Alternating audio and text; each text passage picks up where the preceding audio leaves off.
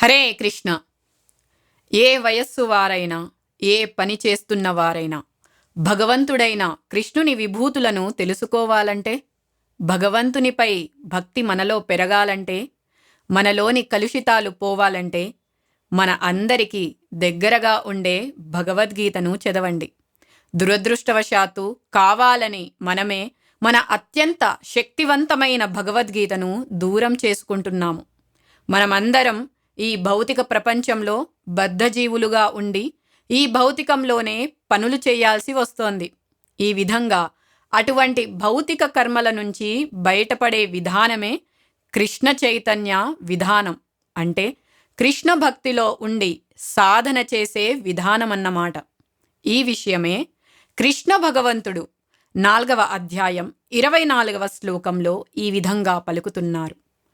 బ్రహ్మార్పణం బ్రహ్మహవిః బ్రహ్మాగ్నౌ బ్రహ్మణాహుతం బ్రహ్మైవ తేన గంతవ్యం బ్రహ్మకర్మ సమాధినా.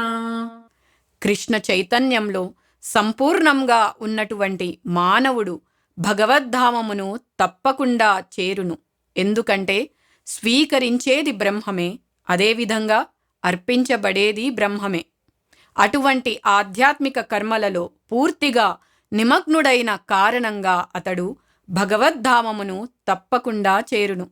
మనమందరము ఈ భౌతిక ప్రపంచంలో బద్ధజీవులుగా ఉండి ఈ భౌతికంలోనే పనిచేయాల్సి వస్తోంది. ఈ విధంగా అటువంటి భౌతిక కర్మల నుంచి బయటపడే విధానమే కృష్ణ చైతన్య విధానం.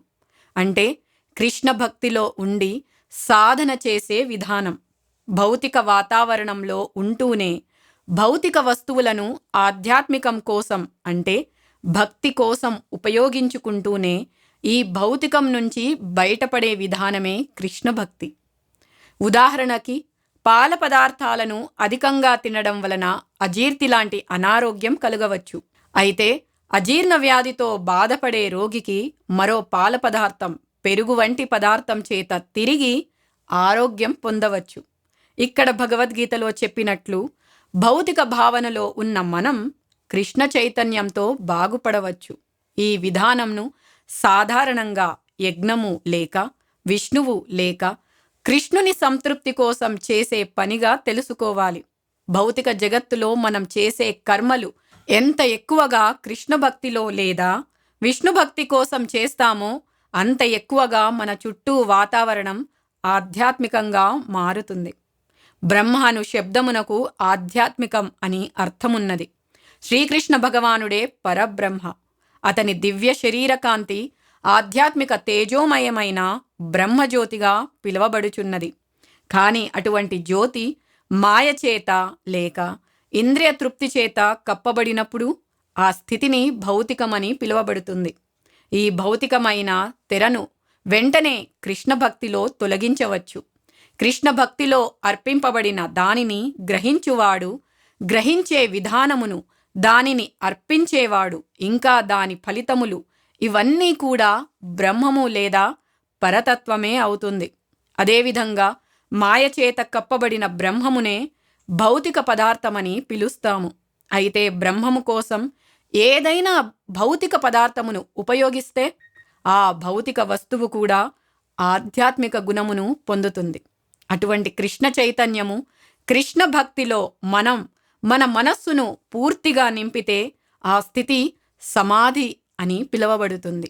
అటువంటి ఆధ్యాత్మిక స్థితిలో చేయబడు అన్ని యజ్ఞము భగవానుని కోసం చేస్తే అది భగవత్సేవ అనబడుతుంది. అదే కృష్ణ చైతన్య విధానం, అదే కృష్ణ భక్తి. భగవంతుడు అంటే తెలియాలంటే, భగవంతుడైన కృష్ణుని విభూతులను తెలుసుకోవాలంటే, భగవంతుని భక్తి మనలో పెరగాలంటే, మనలోని కలుషితాలు పోవాలంటే చేయవలసిన పని భగవద్గీతలో రోజుకు ఒక్క శ్లోకం చదవడం ప్రారంభించండి. హరే కృష్ణ.